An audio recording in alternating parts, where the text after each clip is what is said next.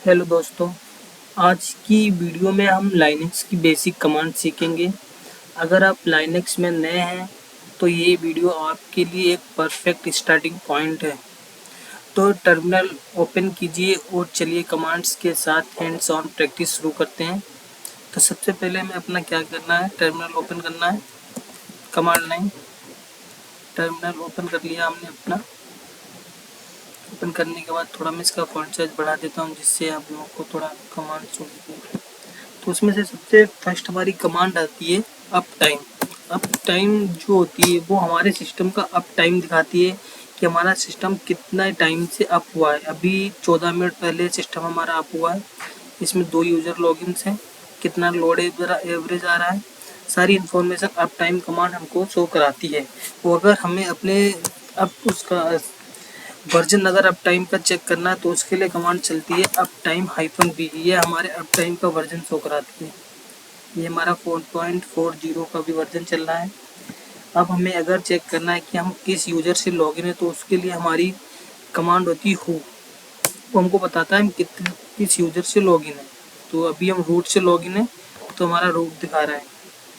Next command हमारी आती है डिस्प्ले लॉगिन यूजर्स।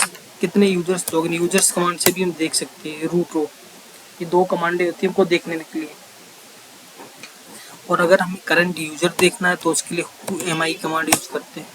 तो अभी हम जिस यूजर से लॉगिन है हु एम आई है। ओके, नेक्स्ट कमांड हमारी आती है ls-l। ये हमारी लिस्ट ऑफ फाइल डायरेक्टरी दिखाती है कि हमारी कितनी फाइल्स हैं यहाँ पे। तो वो शो कराती है, जैसे अभी हमारी इतनी फाइल है। ll करके भी हम फाइल चेक कर सकते हैं। नेक्स्ट कमांड हमारी आती है कि हम फोल्डर कैसे मारते। सबसे पहले हम डेस्कटॉप में किसी भी अगर डायरेक्टरी को चेंज करना है तो हम cd कमांड यूज करते हैं और उस डायरेक्टरी का नाम, जैसे अभी मैं डेस्कटॉप पे जा रहा हूँ। डेस्कटॉप पे जाने के बाद अब अगर हमको कोई फोल्डर बनाना है तो यहाँ पे mkdir कमांड से हमारा फोल्डर नया बनता है। mkdir SINGS, जिससे हमारा फोल्डर। अब अगर हम ll करेंगे तो हमारा फोल्डर बन गया। अब फोल्डर के अंदर जाने के लिए हमने कमांड बता दी cd। जैसे हम cd करेंगे इस फोल्डर के अंदर आ जाएंगे। तो अगर हम अपना अभी देखेंगे हम कहाँ पे हैं तो pwd प्रेजेंट वर्किंग डायरेक्टरी दिखाता है हम कहाँ पे बैठे हुए हैं। तो हमारा रूट यूजर है। रूट यूजर के अंदर हम डेस्कटॉप के अंदर हम अभी रूट यूजर रूट डेस्कटॉप सिंग मतलब सिंग नाम का फोल्डर बनाया था। एक बैक जाने के लिए cd.dot का हम यूज करते हैं, पीछे चले जाएंगे। अब फोल्डर के बाहर आ गए। एक बार और करेंगे, बिल्कुल हम रूट लॉगिन पे चले जाएंगे। अभी हम रूट पे चले गए। उसके बाद फिर से हम डेस्कटॉप पे जाएंगे। यहाँ पे जाने के बाद हम यहाँ पे एक फाइल बनाते हैं। फाइल बनाने के लिए हमारी जो कमांड यूज होती है टच कमांड। हमारी फाइल बनाने के लिए मान लो a.txt ये हमारी फाइल है। और हमें कैसे पता है कि हमारी कौन सी फाइल है, कौन सी डायरेक्टरी। तो उसके लिए फाइल कमांड हम यूज करते हैं a.txt ये हमारी फाइल है। कैसे पता चलेगा, ये बता देता है a.txt इज एम्प्टी फाइल। वैसे अगर हम डायरेक्टरी को चेक करेंगे अगर तो ये डायरेक्टरी बता देगी, मतलब ऑल टाइप फाइल्स होंगी, सारी फाइल्स को ये बता देगा कौन सी फाइल किस लिए यूज हो रही है।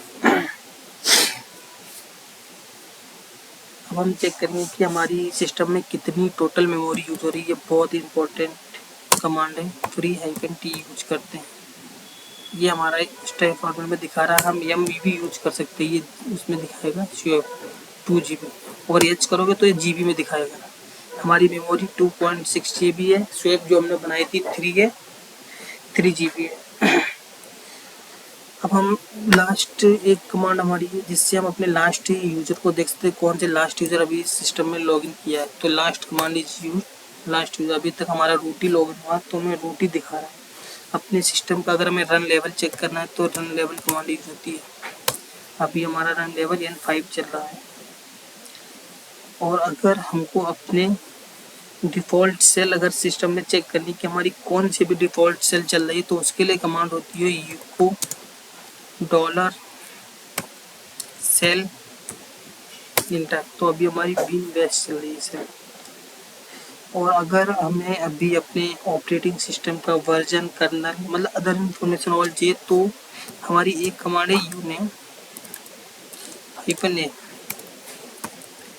ये हमको अपने सिस्टम का कर्नल वगैरह दिखाती है। जैसे ये देखो लाइनक्स सर्वर पर परचेज कितने आर्किटेक्चर का है, 64 प्रीमिट 940, मतलब एवरीथिंग इसका भी इंस्टॉलेशन हुआ, सारी चीज़ें यहीं पे दिखा देती है।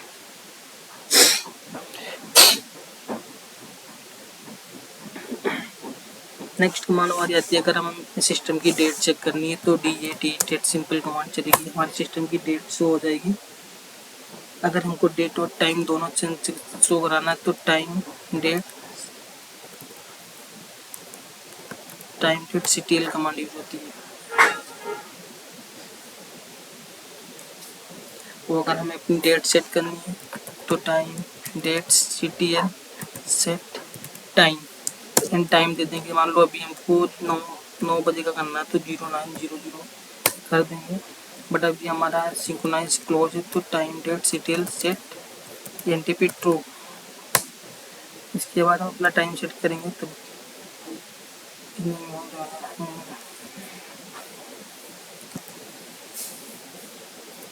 सॉरी, इसको डिसेबल कराना पड़ेगा।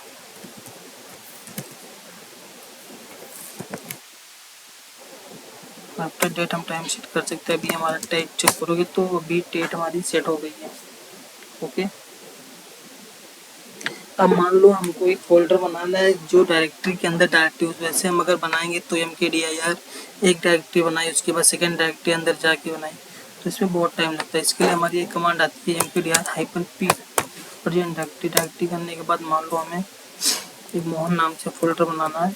मोहन के अंदर हमको एक सिंह नाम का फोल्डर, सिंह के अंदर हमको बॉम नाम का फोल्डर बनाना है, तो ये प्रेजेंट वर्किंग डायरेक्टरी की तरह बन जाएगा। ये तो हमने एंटर किया, यहाँ पे एक मोहन नाम से फोल्डर बन गया। अब अगर आप फोल्डर के अंदर जाओगे आपको मोहन के अंदर भी फोल्डर मिलेगा, सिंह मिलेगा, इसके अंदर हमने बनाया था बॉम भी मिलेगा। तो अभी हम अगर प्रेजेंट वर्किंग डायरेक्टरी चेक करेंगे तो वहाँ पे भी रूट डेस्कटॉप मोहन सिंह बॉम। तो अभी हम फिर से बैक साइड चले जाएंगे, cd ओनली करेंगे तो आप बिल्कुल लास्ट में रूट पे पहुँच जाओगे। तो अभी अगर हम प्रेजेंट वर्किंग डायरेक्टरी चेक करेंगे तो हम रूट पे पहुँच गए।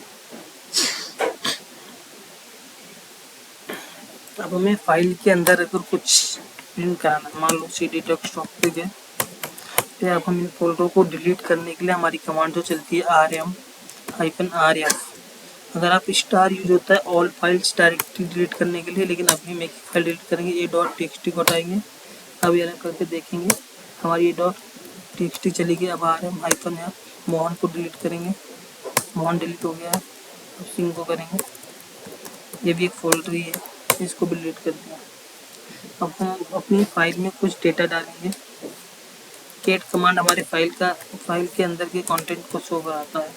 जैसे मान लो ये एक फाइल के अंदर कुछ डेटा पड़ा हुआ है, ठीक है, ये डेटा सारा, ये हम एक फाइल में इसका आउटपुट लेते हैं। मान लो अपने फाइल बनाई ये .txt, ये सारा डेटा इसमें चला गया। अब अगर हम चेक करेंगे कैट कमांड से तो इसके अंदर हमारा डेटा सारा आ चुका है। अब अगर हमें इस फाइल के अंदर, मान लो कोई फाइल है जिसके अंदर हमें चेक करना है कि हमारी कितनी लाइन्स हैं फाइल्स के अंदर, और स्टार्टिंग में मान लो हमारी फाइल्स में 100 लाइनें, तो हमको स्टार्टिंग की अगर 10 लाइनें देखनी है तो कैसे देखेंगे? उसके लिए हमारी हेड -n और 10, मतलब 10 लाइनें देखनी है। ये .txt 10 लाइन आएगी, इसके बाद हमारा टेल पीछे की लाइन अगर मैं देखनी तो टेल, और ये .txt हमारी पीछे की लाइन आएगी, ठीक है। अब हमें इसी फाइल के अंदर अपना वर्ड काउंट देखना है, कितने काउंट वगैरह। अगर सिर्फ wc चलाओगे तो ये तीनों चीज़ दिखा देगा, line number, count number, word number. अगर हमें एक एक करके चेक करना है इस फाइल के अंदर कितनी लाइन है, तो हमारी लाइन 39 है। अब अगर हम यहाँ पे वर्ड चेक करें कितने वर्ड है, तो ये .txt करेंगे 97 है। और लाइन अगर हम इसके फंक्शन चेक करेंगे तो ये .txt, तो हमारे 2349, ठीक है।